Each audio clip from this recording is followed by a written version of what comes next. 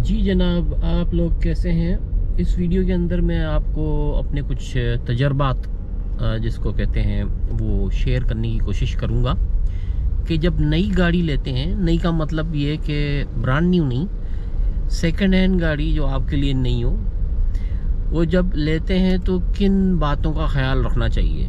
ये बातें सब मुल्कों के अंदर लगभग एक जैसी हैं, भले पाकिस्तान हो, इंडिया हो, यूरोपियन कंट्रीज़ हों, कहीं भी हों। जब भी आप एक सेकंड हैंड गाड़ी लेने के लिए जाएंगे किसी और बंदे की, सो उस वक्त आपको किन चीज़ों का ख्याल रखना चाहिए। इन बातों को ब्रॉडली दो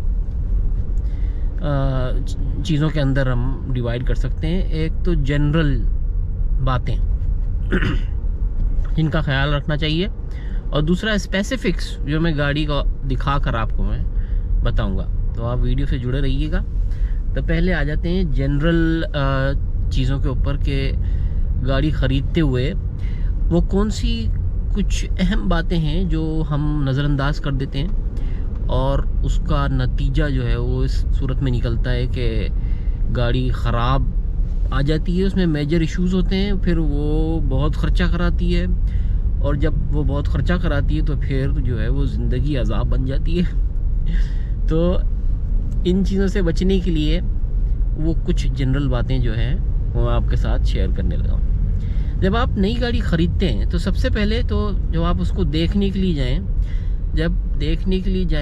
तो आप सबसे पहले तो उसका एक ओवरव्यू लें, अंदर से और बाहर से एक सरसरी सी नज़र दौड़ाएं, और कोशिश ये करें कि उसको देखने के बाद में आपका दिल क्या कह रहा है उस गाड़ी के बारे में। एक जनरल ओवरव्यू ले लें उसका गाड़ी का, ऊपर से देख लें, अंदर से देख लें, बोनट खोल लें, पीछे से डिग्गी खोल लें। ज़्यादा अभी गहराई में नहीं जाना है। पहले ये 2-3 मिनट की बात मैं आपसे कह रहा हूँ कि 2-3 मिनट में आपने जो राय कायम करें उसके बारे में, चीज़ के बारे में, कि आप क्या फील कर रहे हैं उसके बारे में। गाड़ी पुरानी भी हो सकती है, 20 साल पुरानी भी हो सकती है, 2 साल पुरानी भी हो सकती है, 1 साल पुरानी भी हो सकती है। गाड़ी के पुराने होने से उसके कंडीशन का कोई ताल्लुक नहीं है। कंडीशन पुरानी गाड़ी की भी अच्छी हो सकती है, और नई गाड़ी की भी कंडीशन ख़राब हो सकती है। नई गाड़ी के एक्सीडेंट कई मल्टीपल अगर हो गए हो तो उसकी हालत जो है वो नागुफ्ता बे हो, ऊपर से टिप टॉप करके उसको छुपा दिया गया हो, और अंदर से उसके अंदर जो है वो सब चीज़ें उसकी ख़राब हो। और कोई पुरानी गाड़ी हो जिसका कभी एक्सीडेंट ही नहीं हुआ हो, जब उसका एक्सीडेंट ही नहीं हुआ हो तो फिर उसकी कंडीशन 20 साल या 30 साल बाद भी अगर चलाने वाला अच्छा है, मेंटेन करने वाला अच्छा है, तो उसकी कंडीशन बिल्कुल आला रहेगी। वो ख़रीदने वाले के लिए तोहफे के तौर पे एक जो इनाम जो है ना वो बन जाती है वो गाड़ी। तो पहले तो आप ये एक सरसरी सी ब्रीफ सी नज़र उसके ऊपर दौड़ाएं, देखें उसको, और फिर एक अपनी राय कायम करें, अपनी एक जिसको कहते हैं ना कि ओपिनियन बनाएं उसके बारे में। ये शुरू के 10 मिनट्स की मैं बात कर रहा हूँ, 5 मिनट्स की बात कर रहा हूँ।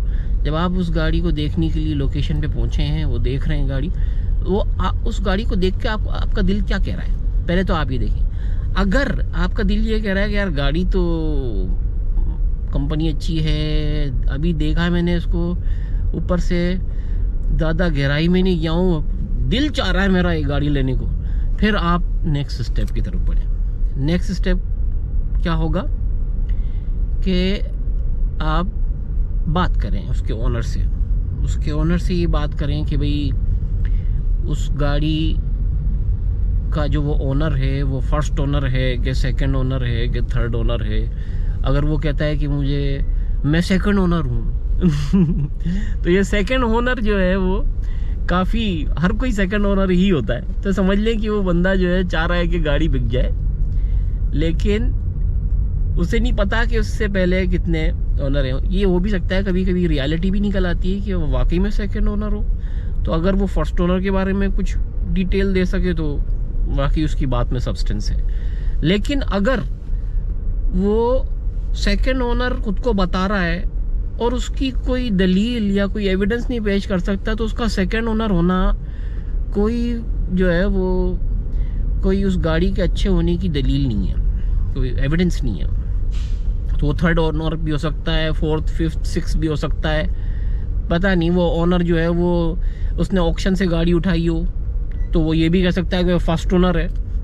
अगर वो ऑक्शन से उसने गाड़ी उठाई है तो उसकी पुरानी हिस्ट्री तो इरेज हुई हुई है। पुरानी अगर हिस्ट्री उसकी इरेज हुई हुई तो जाहिर है फिर उसका क्या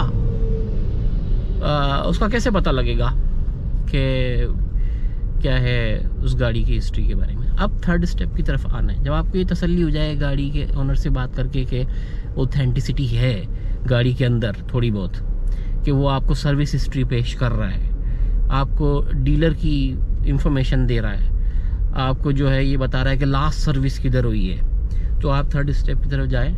उसमें क्या करेंगे कि उसका बोनट खुलवाएं गाड़ी का।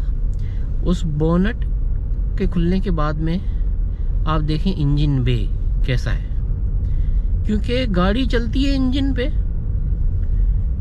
जो चीज़ इंजन बे के अंदर है बेसिकली 78% 80% जो काम है गाड़ी का, वो जो चलने का काम है, वो चलने का काम उस इंजन बे से ही होना है। तो अगर तो इंजन बे की कंडीशन अच्छी है तो आप फोर्थ स्टेप की तरफ जा सकते हैं। इंजन बे की कंडीशन अच्छी होने का कैसे पता लगेगा? हल्की सी डस्ट पड़ी हुई हो या दबी डस्ट भी पड़ी हुई हो, और फिंगरप्रिंट्स वगैरह कहीं नहीं हो, ऑयल कहीं पे लीक नहीं हुआ हो, ओवर वॉशिंग के साइंस नहीं हो। अगर तो इंजन बे बहुत ज़्यादा थोरोली वॉश हुआ है तो समझ लें कि आपसे मिलने की तैयारी की गई है। आपसे मिलने की तैयारी की गई है, इसका मतलब है बहुत कुछ छुपाया गया है, बहुत से ऑयल लीक्स धुलवाए गए हैं और बहुत सी जगहों पर टिप टॉप की गई है। और अगर इंजन बे जो है वो डस्टी है, उसमें तारें वारें जो हैं वो खुली हुई नहीं है, ऑयल लीक्स नहीं है, तो समझें कि गाड़ी अच्छी है।